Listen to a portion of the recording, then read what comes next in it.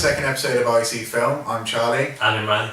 And this episode is going to focus on the week's news in film and TV. But before we start, just want to say a big thank you for the overwhelming reception we had for the first episode, the amount of feedback we received, and also the suggestions that we got sent to us. Thank you for those, and we're going to use a couple of those in the next episode, so keep your eyes peeled for that. But back to today's topic, which is this week's news, so I'll let you start, Imran. Yeah, so we're going to start with TV first, and the big news in terms of TV is that Game of Thrones, which I know is probably the biggest show on TV at the moment. Definitely the most popular. Oh, without a doubt, it's got a rabid fan base. Yeah. And rabid. Nice. We are not calling you rabid. You are. And the big news is that it's going to end with either season 7 or season 8. And if you don't know, we're currently on season 4, which is going to come out next month.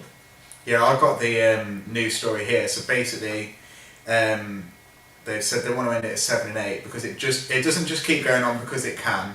I think the desire to milk more out of it is what would eventually kill it if we gave into that. So a good example would be Dexter. Yeah. The first few seasons were really good, and then they just kept going to the point where the final season was just diabolical. A lot of shows are guilty of it though. They're kind of milking the cow too much. Yeah. Another one would be Heroes. The original premise of the show was these people discover they have abilities and they somehow come together, and then each series was going to be a different cast. But the first series took off that way. They're like, oh, we'll just keep these characters and we'll go from there. And obviously, and they're bringing it back again. Yeah, but it'll be new characters. Yeah. Like I say, Dexter's bad at it. You get a good thing, you just keep milking it for as much money as you can, and they're saying they don't do that. So it'll go out at a high point, similarly to Breaking Bad, which went out on a really good point. But they've all, another big concern with Game of Thrones was obviously the source material. Yeah. Because George Martin has said that he's got 2 books that he still wants to write to end his story, and he was concerned as well as fans were concerned that HBO would catch up and then would write it in their own way. And they've actually now sat down with George Martin and the writers, yeah. And they've said, so last year we went out to Santa Fe for a week to sit down with him, Martin, and just talk through where things are going, because we don't know if we're going to catch up and where exactly that would be. If you know the ending, then you can lay the groundwork for it, and so we want to know how everything ends. We want to be able to set up things, so we just sat down with him and literally went through every character. Because obviously they want to lay the groundwork in early seasons, so then it comes to fruition in later series, which is a really important part in big series productions. Building to a conclusion is what you need to do with a show like this, because otherwise you just end up with a mess in terms of what happens in terms of plot.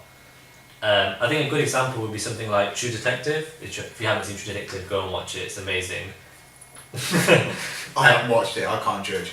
It's genuinely one of the best TV shows made around now. And the thing that True Detective does is it's got an anthological format, which means that after the season has finished and the first season has come to end in the US, and it'll come to an end in the UK soon, the next season will have completely new characters and a new story. So what it means is the original characters, their stories come to an end, their character arcs have been completed, and it means that you can completely focus on a new set of characters for the next season, which is a really, really good idea, because it stops the problem that we were talking about with shows like Dexter, where they just keep on going. It's good from a production standpoint as well, because you've got the ability to expand your fan base, because people can just jump on with a new series because it's new characters and there's no old plot threads. Exactly. They might reference, you think, what's that? I haven't seen that, so I don't know what it is.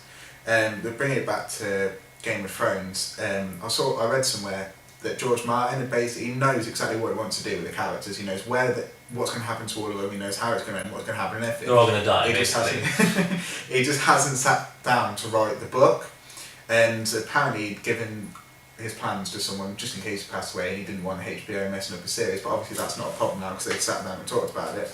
But Martin also weighed in this article, and he said, "I can give them the broad strokes of what I intend to write, but the details aren't there yet. I'm hopeful that I cannot let them catch up with me." Yeah. Which is quite a nice way to think of it. Like you can say, well, such is going to happen, such character, but in reality, when he comes to write it, lots of things will happen up to that point.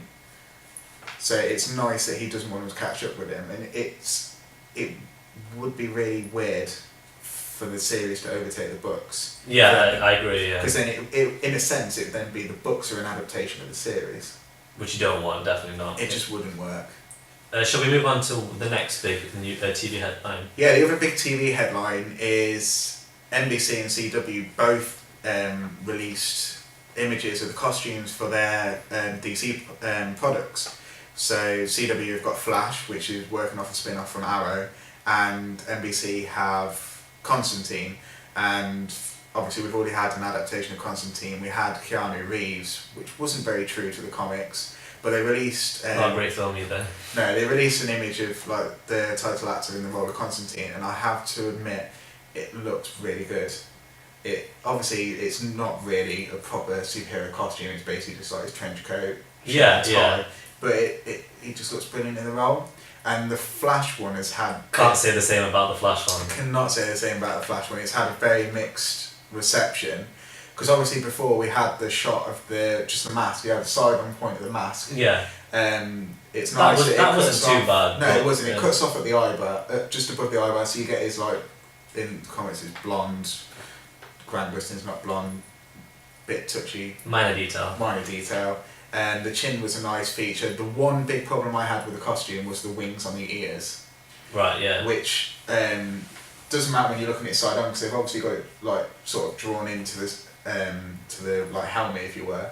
But when you're looking at it this way, you can't really see that. Yeah. And my concern is, the reason I'm so touchy on this, in the comics you have those wings, and when he's running super fast it shoots off the sparks of lightning. Cool effect. And Yeah. I thought that'd be really cool to see in live action, having the lightning. So it'll just be interesting to see how that. As well, the full costume is obviously a lot darker red. It's like a deep scarlet red. And my big problem was the like emblem on their chest. It's obviously the signature lightning bolt, but instead of having a white backdrop, it's red. Oh, okay. I was talking to someone about this earlier, actually, and he seems to think maybe they're going to put some over the top of it with the special effects, and maybe that will be the source of lightning. But I actually took this image into Photoshop, literally changed the red to white and put it up on Twitter out of interest, and the amount of people that came back to me and said, like, oh my god, that is so much better. Wouldn't believe. And it does look better. And you can see, like, when we've just put them up to compare, it does look better. And some people have even now gone off and made it a lighter red, and I do prefer the darker red. But I'm going back to the show, because obviously it was just a real costume. So the filming's now well underway for a pilot, and it's undoubtedly going to get picked up for a full season. The Flash has such a huge fan base, and Arrow has such a huge fan base. Obviously, it's the same network. Yeah. So it's a joint universe as well, which is the big thing nowadays. People who watch Arrow will feel obliged to watch The Flash. Yeah, I am really excited for this. This is my most anticipated series of the year. I really want to watch this, and I hope it does well, just for the sake of Flash being on screen once again. So moving on to film now, the big news of the week is in terms of release dates. And Captain America 3 has just announced when it's going to be released, and that's May 2016. Now I know you're probably still focused on Captain America 2, which comes out at the end of the month, but the interesting thing about this release date is that it's going to come out on the exact same day, not even the same month, the exact same date as the new Batman vs Superman film, which is the sequel to Man of Steel. Supposed sequel. Yeah.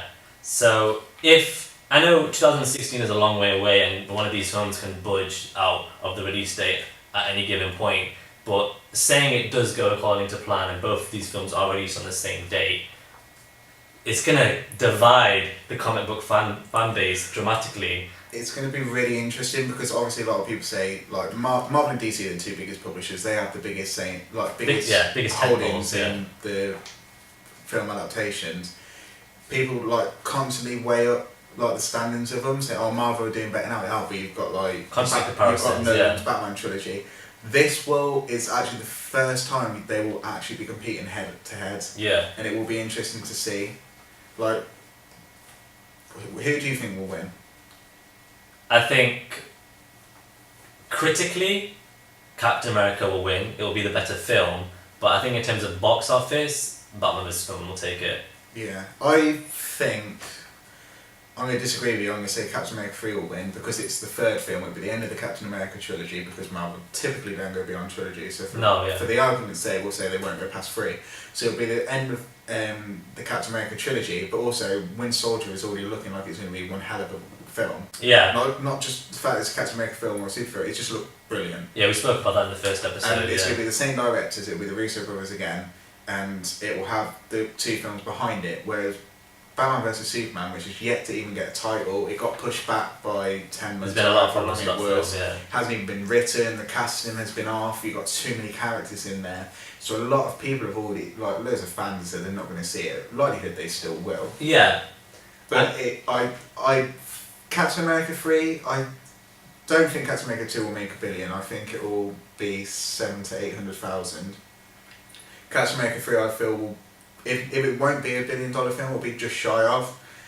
Man of Steel 2, Batman vs Superman will undoubtedly get there for one reason alone: Batman. Yeah. Not Superman.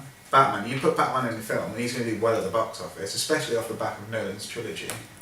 I mean, it doesn't have to be a massive critical success, this film, but it will still draw in a massive amount of numbers simply because you're putting arguably the 2 most iconic superheroes of all time together on screen for the first time.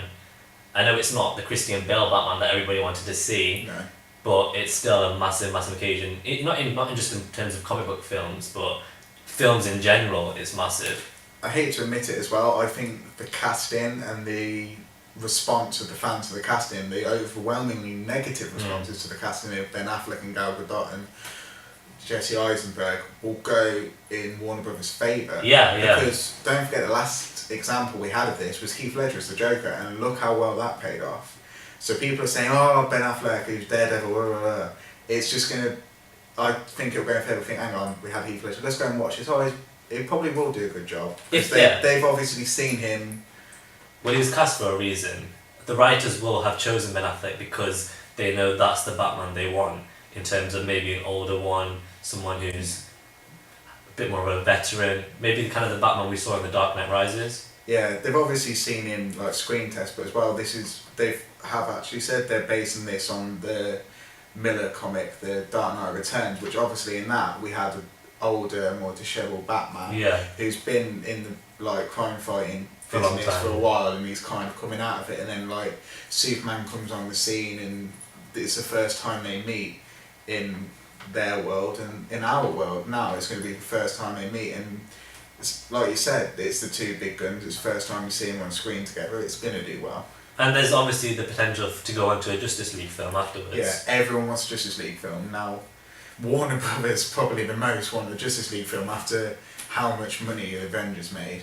Exactly. So if we go on to our last piece of big film news, is that Mark Webb, director of The Amazing Spider-Man, the upcoming Amazing Spider-Man 2, and it was recently confirmed that he was going to be directing Amazing Spider-Man 3, he'll be stepping away from the franchise for The Amazing Spider-Man 4, but he'll move on to more of an executive producer capacity. So what do you think that will mean for the Amazing Spider-Man universe? I mean, Marvel likes the trilogies, don't they? You've seen it with Iron Man, they're going to do the same with Thor, they're going to do the same with Captain America. So it doesn't Even really... the X-Men films, to an extent. Yeah, that's true. So it doesn't really bode well for Spider-Man 4, does it? No. I just think it's Sony's attempt to kind of cement the fact that they have Spider-Man and say to Marvel... Flesh out their universe and just, we were talking about Game of Thrones, milking it out. Yeah, exactly. This is an example of it. It's their cash cow. So. Yeah. But Iron Man actually looked at one point to be stepping past the trilogy, because there was talks on Iron Man 4, but now it's... I don't think that's going to happen now, yeah. Probably not going to happen. As much as I'd love for it to happen, it's probably not going to happen. So it's really interesting to see this, but the fact that Mark Webb's stepping away from it kind of rings these alarm bells that, hang on, maybe it's going to be another person's take on Spider-Man, so in a sense it's going to be another reboot, but within the same... Yeah, and I think Andrew Garfield started to distance himself from the project a little bit. I don't think he wants to commit more than 3 films, because that's kind of the standard, with the exception of someone like Hugh Jackman, who we've spoken about a lot. Yeah, or if there's going to be team-up movies, you normally have that exactly. contract.